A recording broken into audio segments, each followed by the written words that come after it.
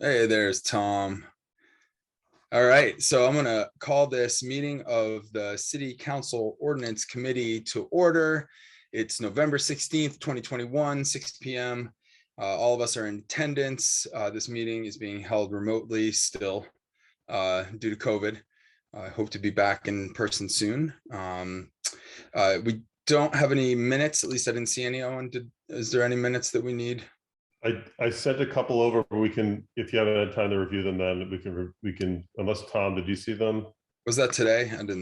Yeah, I sent them this morning, so we can wait till next time if you'd like.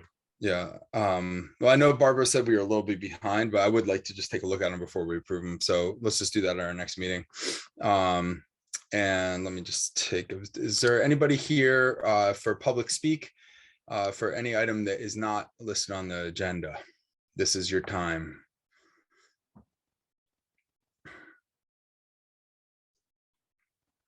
Okay, seeing none. Let's jump right into our continuing business, which is looking at our smart growth districts and overlay districts.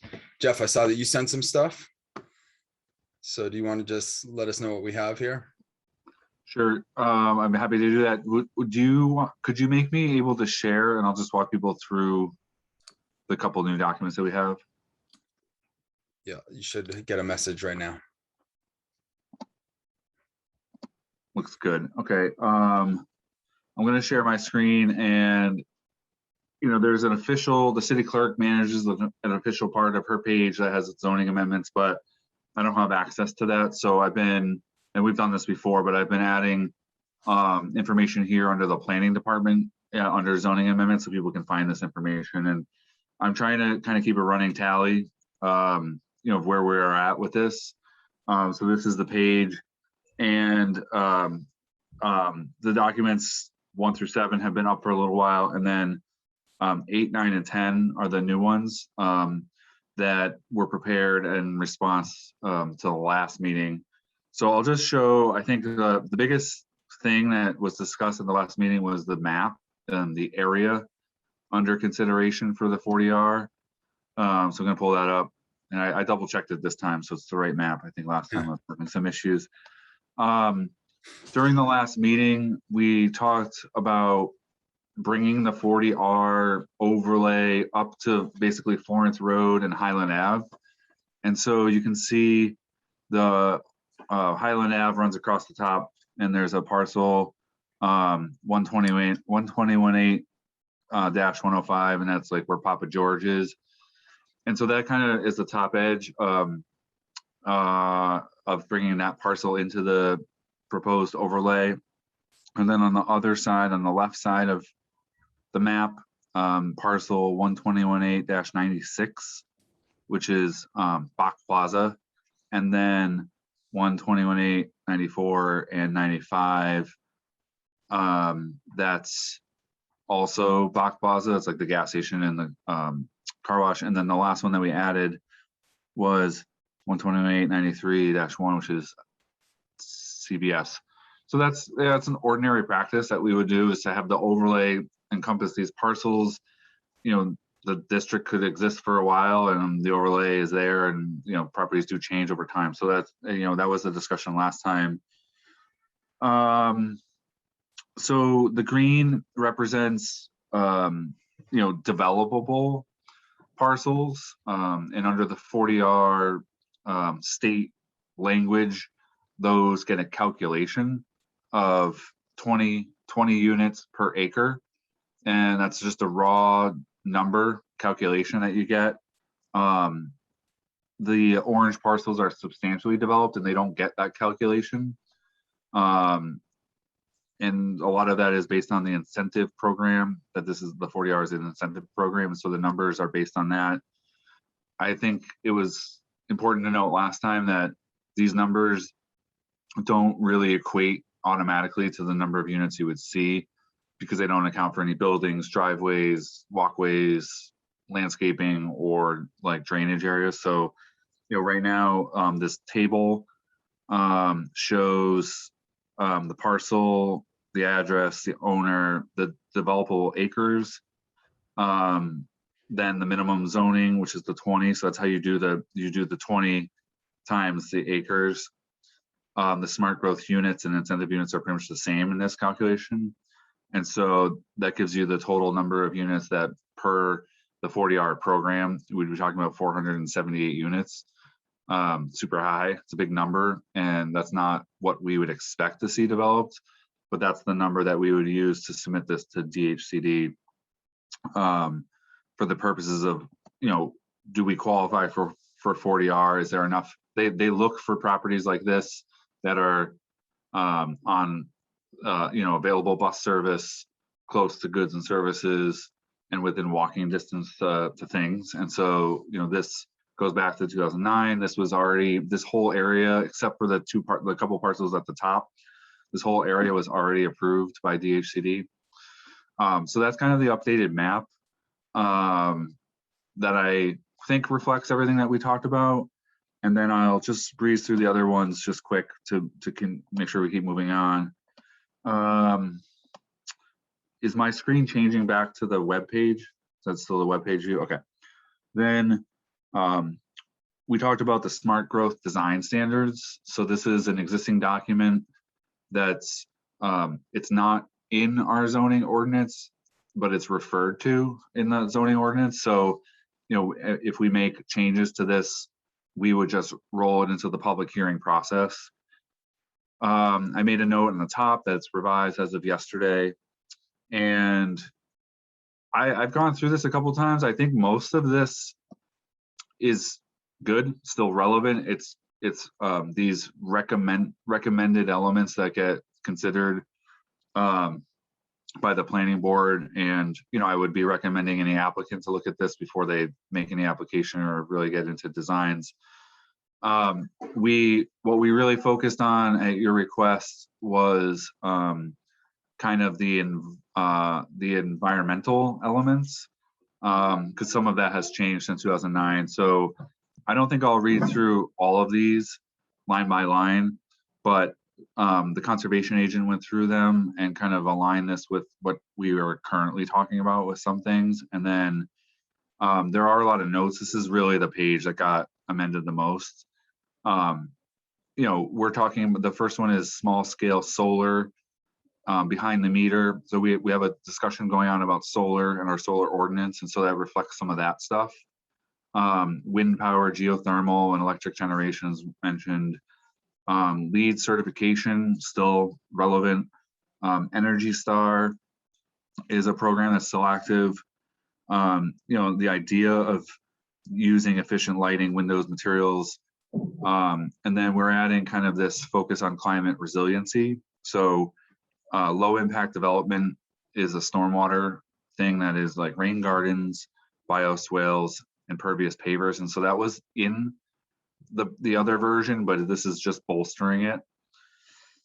And I think all the language right now is on the side of encouraging. So at whether it's tonight or some other point through this discussion, whether we want to require, that's a relevant topic. But I think last time when we talked about requiring solar, there were some people who had issues with that because it's financially still a burden to require it. And so you just want to be sensitive to that. So there's promoting native vegetation and wildlife and landscape design, so non-invasives, and reducing herbicide and pesticides. That's really the bulk of the changes, is that one section. Okay. There, I was going to add something, but I looked in there and there's already a section for reducing parking requirements based on good design. So that is kind of factored in here already. So I didn't really think it was necessary to add anything to that element at this point, at least. Okay, Tom, did you have a question? Yeah, I just no, I'm fine. I don't have a question anymore. Okay, all right. Owen does though. Go ahead, Owen. Thanks. Yeah, so Jeff, I agree. I think the solar, for now, at least for a variety of reasons, it makes it more difficult to require that. What about some of these other sustainable elements, especially, some of the planting requirements and stormwater management? Do you think we could encourage, because encourage, people can feel encouraged all they want. I'm encouraged about lots of things during my day, but it doesn't, I'd like to see some language with teeth. Like, this is the design that's required to build here. And while the solar stuff, I agree, it could be cost prohibitive. You could put panels on and not be able to connect. But the plantings and the stormwater management and some of the other stuff here too, I'd be really interested if we could use stronger language that just basically requires that. I'm curious to see from you, Jeff, A, is that possible? B, what the rest of the committee thinks about this, because we're talking a lot about climate crisis. We just passed a resolution. I say everything that the council could do right now to encourage and demonstrate our commitment to that is important. Yeah, I saw Tom raise it. I mean, my initial reaction to Owen would be everything that adds cost is going to reduce the chance of development happening. So I just think we need to balance it. I don't know, just recall back to where we are, which is the 40R, which is intended to encourage the development of housing. So it's constantly this balance. I think it may sound less like not a burden, but advanced stormwater management that goes above what's required will, I just don't know what the right venue is to air this out. I would say that maybe once we're in a formal hearing process, and I think there's more people aware of what we're talking about, I think that would be the time to raise it with the planning board, who has that balance of dealing with the applicants at this stage. But requiring lead certification, I think we would expect developers to have some reaction to that, which is, if that tips them over to not doing a project, we just want to be really careful with that. That we're at this stage where it's a good dialogue, but every single thing that we add as a requirement, we just need to be cognizant of that. So I'll defer to Tom, but I would say maybe for the purpose of trying to advance this forward, maybe we move this, at some point we move this to the joint public hearing process and have that discussion as a broader group. But that's just my off the cuff response to you. Okay, Tom? I think that a lot of those are things that, like on a citywide level, we might want to talk about. Where I would have a little bit of pushback is requiring them specifically for 40R developments and not everyone else. So just like with the solar ordinance, or I'd love to do some stuff around pollinators.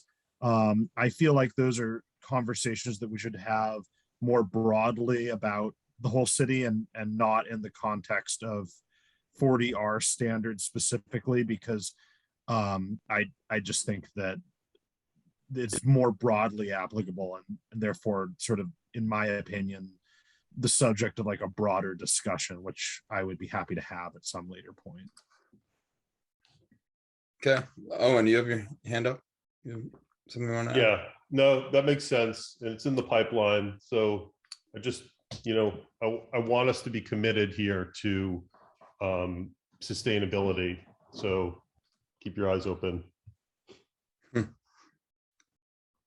That's good. Well, and I would say, I appreciate that. I would say this is not for naught though. Like, this is one, you are still taking the opportunity to advance the goals by even touching this document. So I don't think it should be discounted. I think I would just encourage the planning board to be involved, so that they, with a dialogue with ordinance, so we can understand how they would do it. I think that's an important part. And then I think, we just want to be cognizant. I just want to be cognizant of, we're advancing an amendment that would hopefully encourage affordable housing and all types of housing, actually.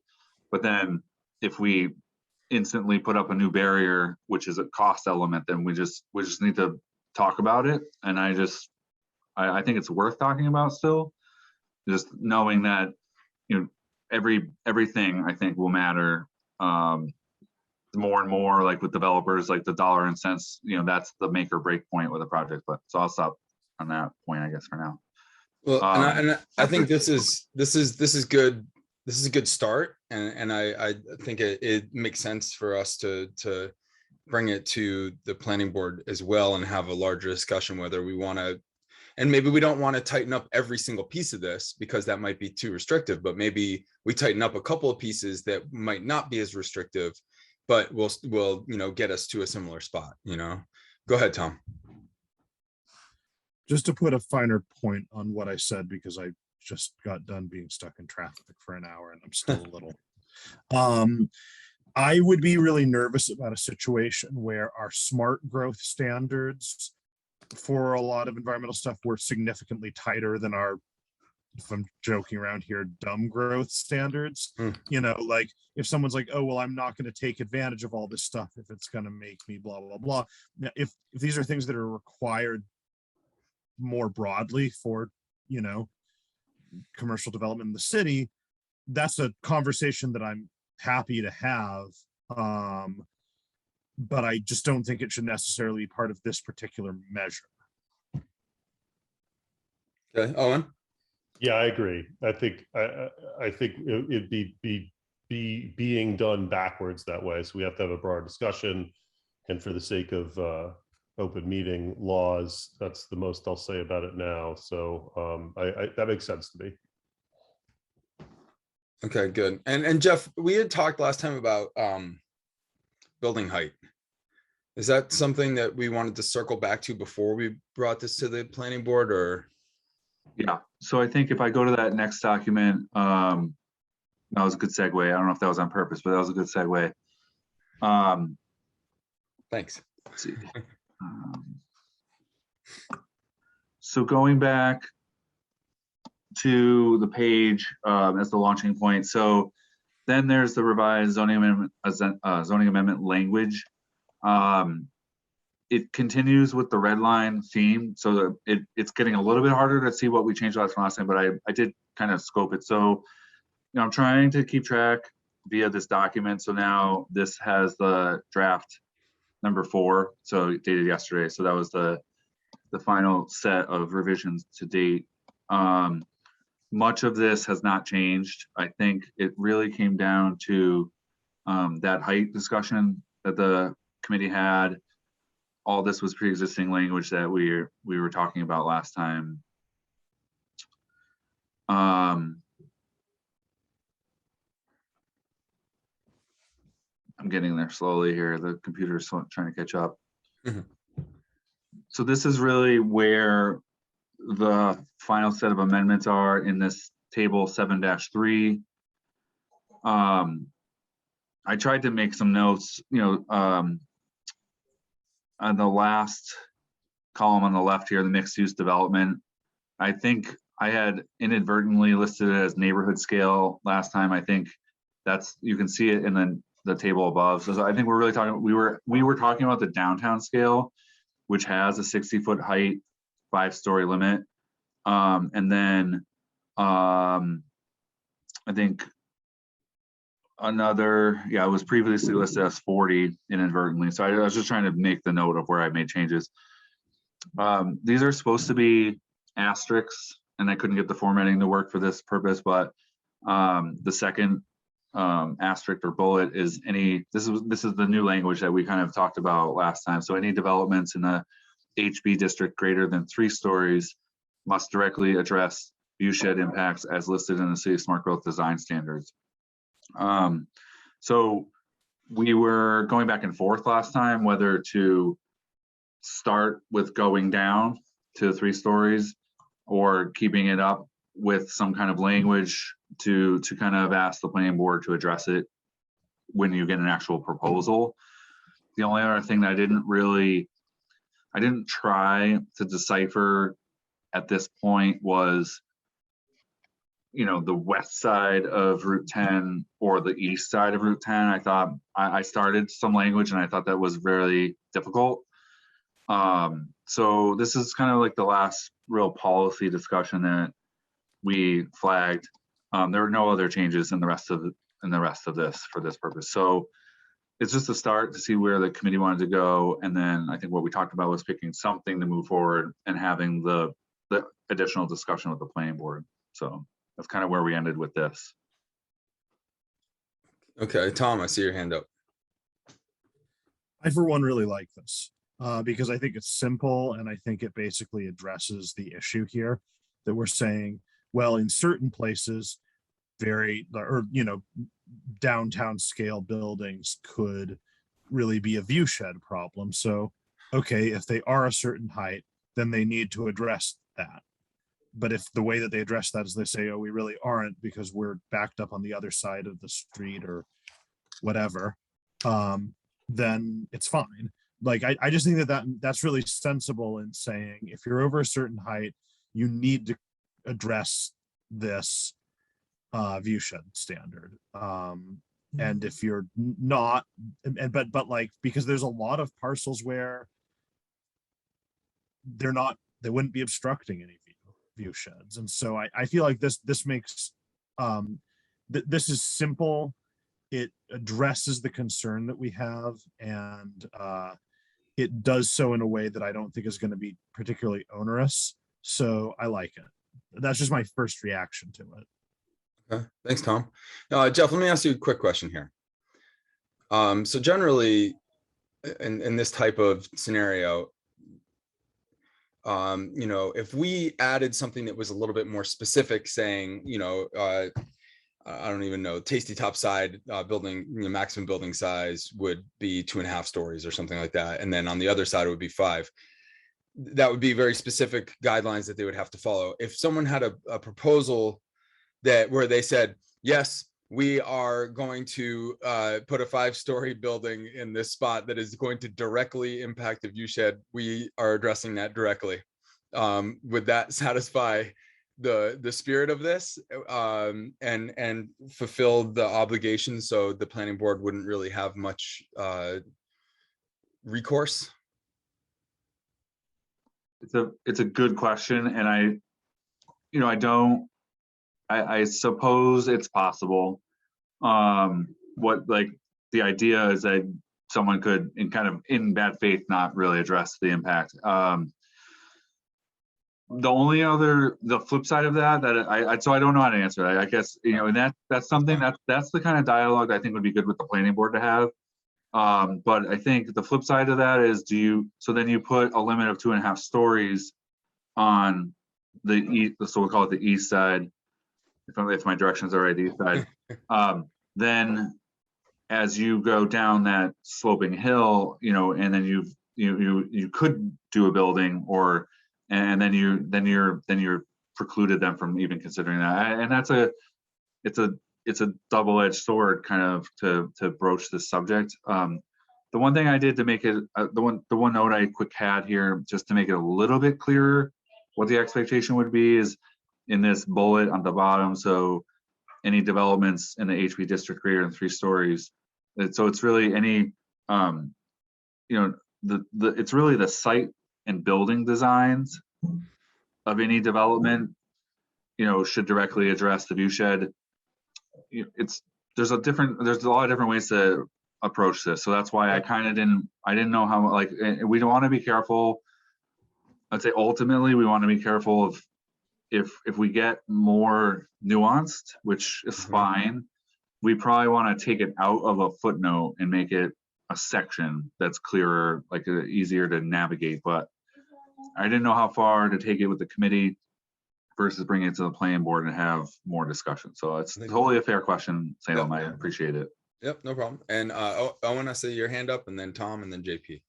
Yeah, and that kind of parlays into my question, sort of, like, I guess, and this might be a question for the planning board joint hearings. How do you know before something's actually built if it's going to affect the view shed? I mean, I understand the proposed height, but how do you know that height placed in that space is going to affect the view shed? I mean, how is that determined? I think I can probably partially answer that and take a little bit of pressure off Jeff, but I believe that we years ago revamped the permitting process for this type of project, so it would have to have detailed plans. So it would actually have to be a SketchUp of what the final project would look like in its place as part of the proposal. Correct me if I'm wrong, Jeff. Yeah, I think that's how you would do it. And we should double, like, I was going to switch back to the screens. There's a couple things I wanted to check on, but maybe we look at that as maybe that's something that we can put in the design standards, that, you know, anything that could potentially impact a view shed, have a mock-up, you know, have an illustrative, I think it's called a rendering, basically, is what we'd be looking for. So you could accurately render a design to demonstrate its impact on the view shed. I think you could request it to be accurate. Yeah. I mean, the other thing I just wanted to say, I was going to switch screens, is I do want to just throw this out there. We should, in theory, we should not be more restrictive than the existing highway business zoning district too. I think that along the lines of what Councilor Peak was saying before, I was going to try to pull up the height, and I can do that while we're still on the call, but I think that's a relevant gauge, because, you know, someone could skip this whole optional development, you know, the whole zoning amendment, the whole overlay, sorry, and just do something under the existing zoning. So we just got to be cognizant of that. Yeah, that makes sense. All right, Tom.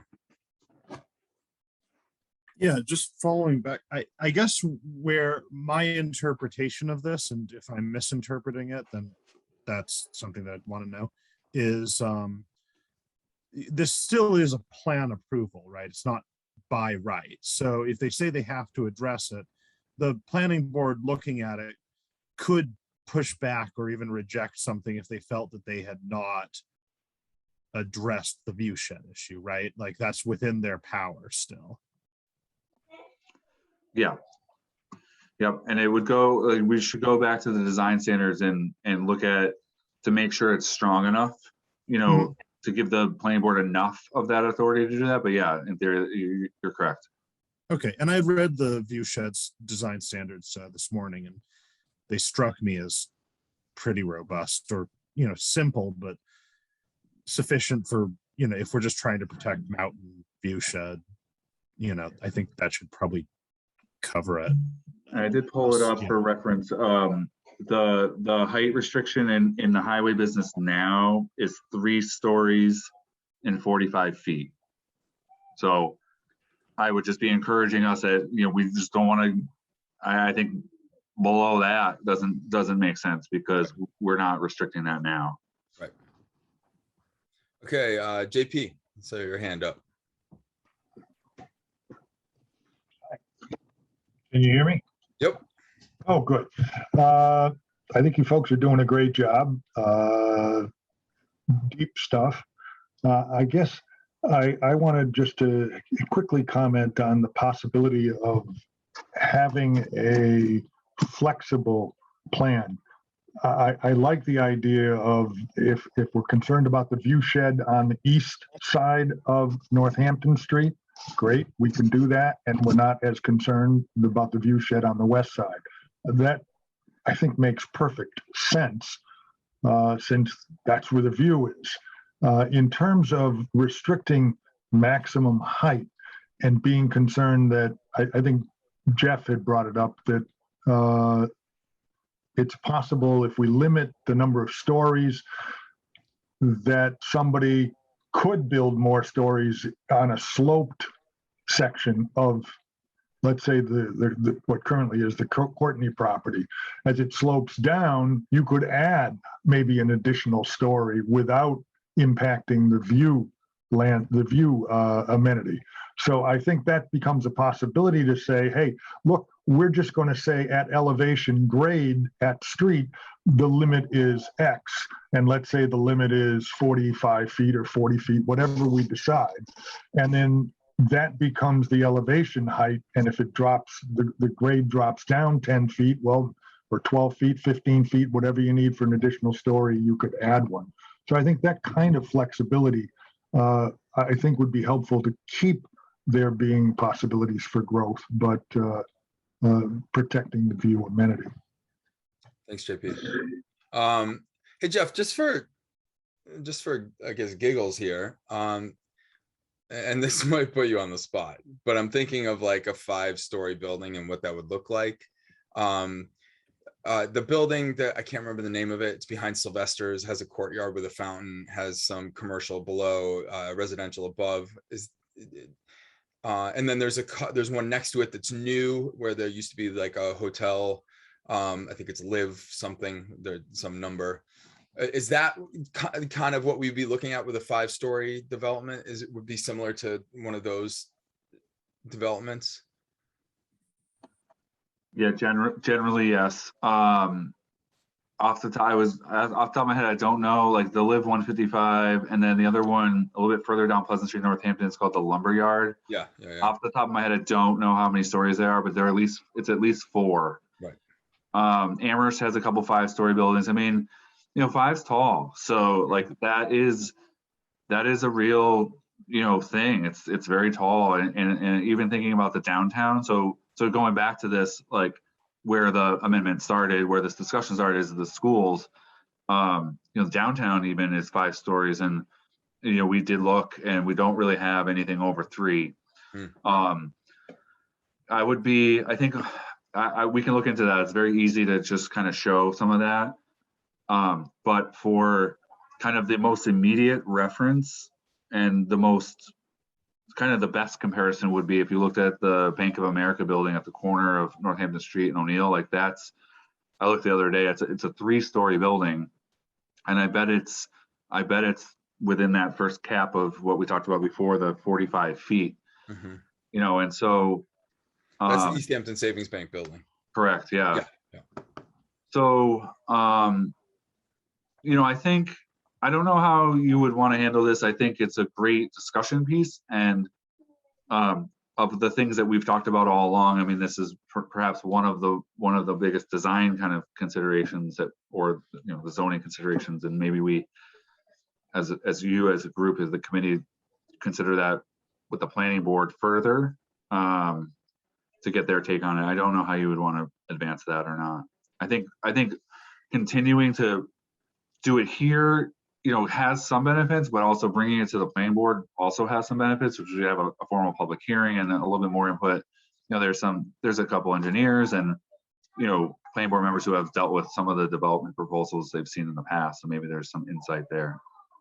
Yeah, I mean, and I think that I'm fine to leave this in with an asterisk on it to when we get to the planning board to discuss it further there. I think, are there any other things that you feel like we need to shore up before we send this over to the planning board and start the joint process? No, I think having we should all know that the design standards can be further changed at that level. So that's good. And we started that dialogue. I think the map, is pretty set. I do suspect that we have some parcels in there, and I just want the committee to know that we should have that discussion with the planning board, that the forward thought is to encompass all that property. Whether or not people think they want to use it is really, it's an optional thing. And then this language has been pretty fleshed out. So except for this height consideration, I think it's in good shape. I think it's been a good process so far to at least get it fleshed out to advance it. Okay. So you would feel comfortable with me tomorrow night moving this back to the planning board then? Yeah, definitely. And I was just thinking about just real logistical, if there's the 2-week advertising notice. So I checked, I think one of the target dates might be like December 14th. The planning board has a public hearing on December 7th that we probably don't want to add this to that, but I think the 14th might be a good target. It gives us enough time to do the advertisement, get everything adjusted and posted. So that would be the first joint public hearing would be December 14th, 6 p.m. Yeah. I think that's a great target. I'm fine with that. I don't, Tom, Owen, how do you guys feel about that? Seems fine with me. I see it. Okay, I'm gonna put that in here. And I'll move that tomorrow night. At the meeting. Great. All right. Well, thanks for that, Jeff. I appreciate that. Let me just I have a question. Can I ask a question? yeah, sure. So I'm very interested in attending this, but I'm fortunate I'm having a baby during that time, so I don't think I'll be able to attend the that public hearing. So I just want to ask a question. I'm wondering about the barriers for residential communities and for your districts, if they're the same for the highway business, or has that changed in the language? You want to take that one, Jeff? Danielle, will you ask that again? I'm not sure I heard it. I'm not sure I understood the question, so I want to. Yeah, so the barriers between residential communities in the 40R districts, in terms of, I think for the highway business right now, it's 35 feet, has to be some vegetation, evergreens, there's all this language. And I'm just wondering if that changed, or is that going to be the same? That's a good question. So you're talking about like things like setbacks, Yes. landscaping, and then height. So we were talking about the height. That's the easy one. So like right now in the highway business, a building could be 45 feet tall and 3 stories, and then so that's the consideration that this group will talk about moving forward with the planning board. It's a great question about the setbacks. I think we should look at it. I don't know that I looked at that carefully enough to know. I think generally speaking, the 40R is more lenient. So in terms of knowing where you're situated, Danielle, I think we might want to look at that, because I think in some of these cases where it abuts a residential zone, I think in the highway business, where I think in the past, if I'm guessing, it's 50, I don't know if I think cannabis was 50 feet. I think the highway business probably has 25 or 30 feet as a setback. And then the 40R goes down to 10. So that may be something we want to flag here to look at, and I can pull up the dimensional table if that's helpful. But yeah, I appreciate that comment. Yeah, I would really appreciate you guys looking into that, because from my understanding of 40R isn't just housing. You could have also a commercial building there as well. So, and then just to put my input in with the height, I do have some concerns about the 5-story just living adjacent to these properties that are being considered. I really think a 5-story building will tower over these communities, which are pretty much single family homes. I think the tallest ones are 3-story buildings. I actually drove around Amherst and Northampton to look for 5-story buildings, and it was really hard to find. In Easthampton, there's very few 5-story buildings. And I think one of the components of smart growth is to keep the character of the existing neighborhoods. And I'm not quite sure if this is doing that. I feel like it's changing the character of highway business and the communities that are adjacent to it. Okay, thanks. And I did just take a look at the Live 155, and it looks like the first story looks to be commercial, and then there's 3 stories above that, so that would be 4 stories. And it looks like it's about the same height as the one next to Sylvester's with the so those look like they're about 4 stories high. Now, Jeff, as the other thing that Danielle mentioned was like physical barriers between properties. In our underlying zoning, that's not a thing. That was something we were talking about when we were talking about the planned business development as it related to that cannabis project, right? That just in the regular zoning, there's no barriers that need to be in place. It's just a setback, right? I just want to make sure that we're clear on that. Yeah, I was trying to look. I think there is one. I think if it's okay, because I think if we can clarify this a little bit tonight and then understand that that will get incorporated into the version. So I'm gonna just, if you don't mind, I'm just gonna mute myself for a second, and then I was close. I'm gonna find that section of the zoning and then pull it up. Okay, that's perfect. I actually just found it. I would make you a co-host, but for some reason, my mouse is not working on anything. I can't mute myself. I can't do anything. It's all Uh, good. Now I'm gonna make, I think I can do it now. Can I do that? No, I you should can't. be able to, because you're still a co-host, so. it's the new table 7.5 is setbacks. Yeah, I vaguely remember some discussion about existing language around vegetative buffers, but am I imagining that when we talked about that a while ago? I think Well, that's just for the planned commercial developments. Yeah. Yeah. I cannot do it, Salem, so I apologize. I don't think I have that ability to give Tom any sharing rights. Oh, It's cool. I mean, it's on page 25 of the document you sent out today, this Okay. morning. Table 7.5, and it basically has the same setbacks as the traditional is neighborhood. the underlying zoning. Well, So just remember, I think what Danielle was mentioning is that this is the smart growth. So if you're comparing it to the table above it, we're in the smart growth. So it's 10, it does say 10-foot side setback. So what I wanted to pull up real quick is the actuals. This is worth it. I know it's a little tedious, and I think actually, you know what?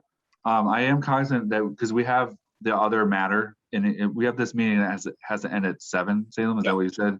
Yes. All right. Yeah. I don't want to belabor this, but I think I can do this quick because I think it would be worthwhile for the committee to talk about this other amendment that Mr. Cernick has. So for example, the side setback in the highway business is 25 feet. And then there is section 10. If I have this 10.5, if I have this memorized, was a greater separation. And let's see. I think it's up above that. Just Yeah, so I think it's, all right, it might be up above that, is that what we said? yeah, I could, no, that could be it too. The landscape standards. I want to double check this. I believe that if the committee's comfortable, if I can't find it, I think we would carry over, or at least talk about carrying over those existing highway business standards to, I believe there's something that says when you're abutting a residential district, there's another standard in it. Okay. I think that would be good to carry over. yeah, that's for that fine. purpose. Okay. Yeah, I think that makes All right. sense. Okay. So Does I think make But I do want to get this to the planning board, so Yeah, I think yeah. we're going to need to vote on it tonight, and we Okay. can. But I agree that in the case that it's abutting a residential district, Okay. those same rules should carry over. That's Agreed. And so that's a great segue. Tom, do you want to make a motion? Sure. I will. I move that we move this item, the 40R districts and the updated map and whatnot, to the planning board for a joint public hearing with the ordinance committee. Okay. Okay. All right. We have a motion and a second. Any further discussion? Tom Peak, Aye. Owen Zarrett, Yes. and I vote yes. Motion passes.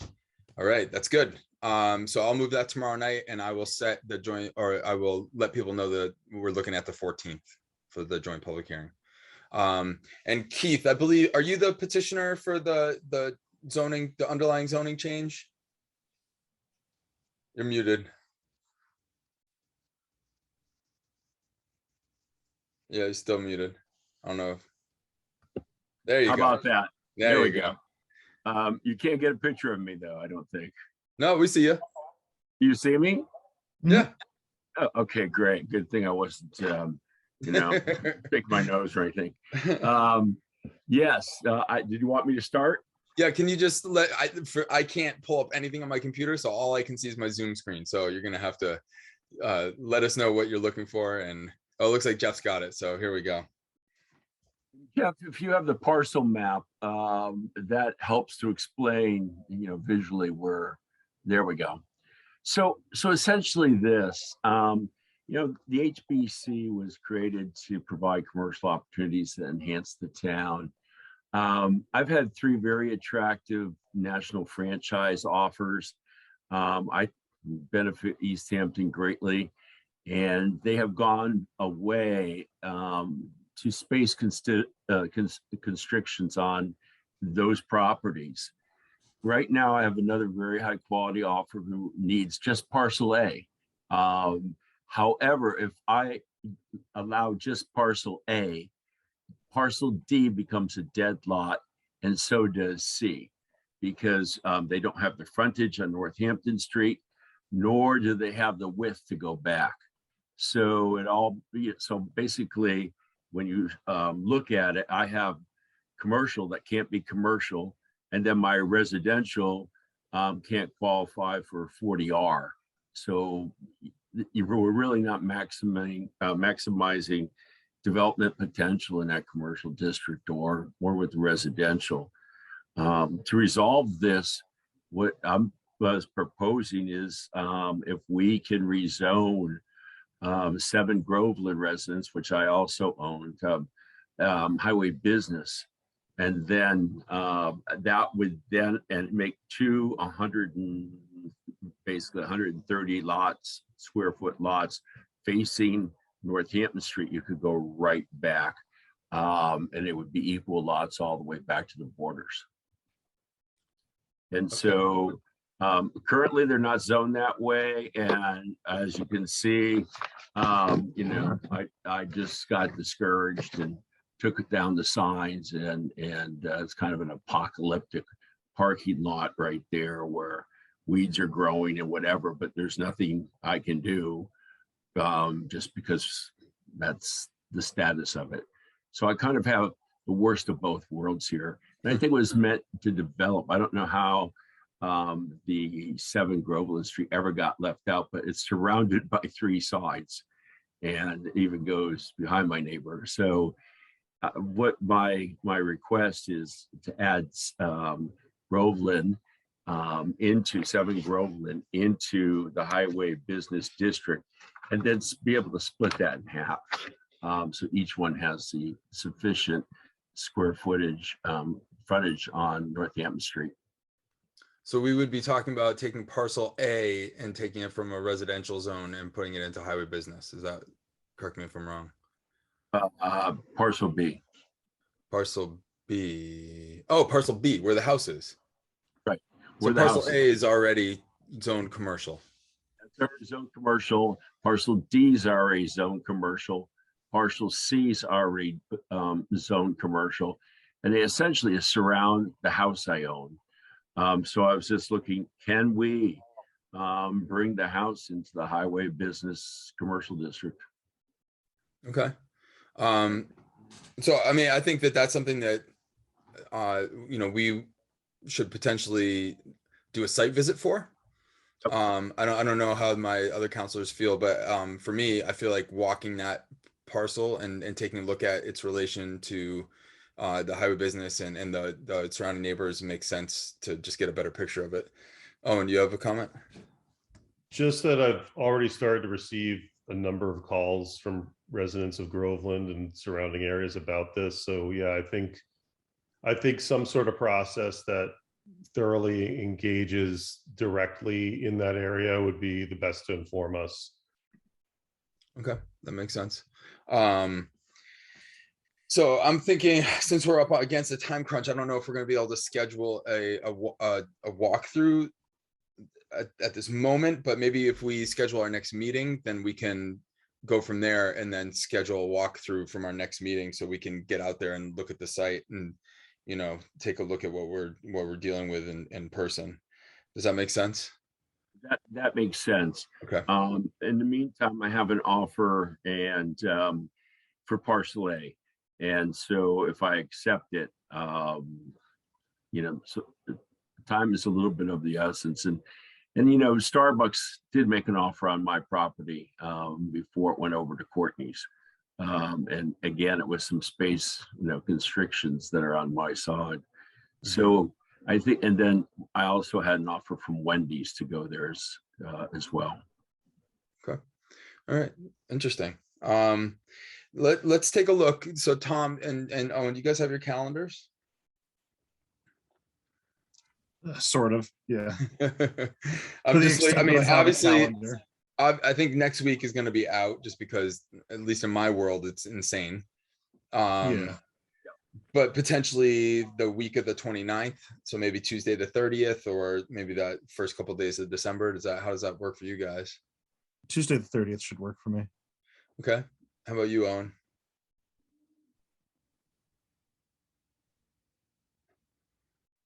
Sorry, I was like switching screens. Tuesday the 30th, as far as I know, that's fine with me. Okay. Yeah, that's fine. Yep. Do we want to do 6 or 7? What do you guys prefer? 7's better for me, but it's up to you guys. So either one's fine for me. Okay. Tom, is 7 okay? That way you won't get stuck in traffic and not have a chance. Hopefully that never compress. happens again, but it probably will. So Yeah, it's very true. All right, let's go with 7 o'clock, Tuesday, November 30th. How's that sound? If I may interject. Yeah, go ahead, JP. It's in precinct 1, so I've received a number of calls myself. If you're looking for a site visit, I think it might be important to try to get there when it's light sometimes, Absolutely. as opposed to 6 or 7 at night. No, maybe a that's just our weekend or next. That's just our next meeting. So we'll Next set meeting, this. okay. Yeah, good. we'll All set right. the site visit Sorry, I for. thought we were actually trying to schedule a site visit. My apologies. No, we'd need flashlights for that one. So Absolutely. we'll keep the headlamps at home and we'll schedule a site visit where we can see. Thank you. Yeah, no What? worries. Right now, I can turn the house lights on for you if you like. Okay, all right. That sounds good. Well, I appreciate that, Keith. Well, so if you come to that next meeting, then you'll, we'll have a little bit more time to discuss it, and we'll set the time for the site visit as well. Right. And I'll have a representative. I live in California, so I'll have someone, a representative there to walk with you if you need it or if you want that. No, I appreciate that. And unless I know we're up against, I think in 5 minutes we have the other meeting starting. So if you guys want to dive into any other pieces that we can do really quickly, I'm fine for that suggestion. Otherwise, I'm fine to move to adjourn as well. Yeah, go ahead, Owen. Like I said, the Juneteenth thing has no rush, but we should probably it's not complicated. We should probably just make a plan at some point just to discuss it and move it. Maybe. Maybe we can look at it on the 30th. Yeah, like I said, I'm in no rush with it, but I just, for the sake of it sitting on the agenda, we should. And there's, I think, some holiday stuff on there too that we have to clean up. So, sure. Yep, right. That sounds good. All right. So unless anybody else has anything, I'll take a meeting to adjourn. No guarantees I'm gonna be able to end this meeting because my mouse isn't working at all. So that's so weird, but okay. If anybody wants moved. All right, awesome. Second. Okay, we have a motion in a second, and Owen Zarrett. Yes. Okay, Tom Peak. Aye. And I vote yes too. Thanks everybody for coming. Let's hope I don't have to restart my computer to end this meeting. So that's a possibility. Control-Alt-Delete. Okay, well, I'm on an Apple, so I pressed something that did something weird. So what is that? Command delete? Oh, Oh, best of luck. Thanks. It's weird because I can. I think Yeah, I'm what's using up? the same account. Probably as soon as I sign in for the next meeting, probably I'll stop this one. Oh yeah, okay. So maybe Omar, if you can sign in, maybe that'll boot me out, and that might fix Yeah, what's I'll do. going on. I'm gonna do it now. All right, thank you. We're done anyway. Bye. Thanks everybody. Thanks, Have a good everybody. night. Everybody.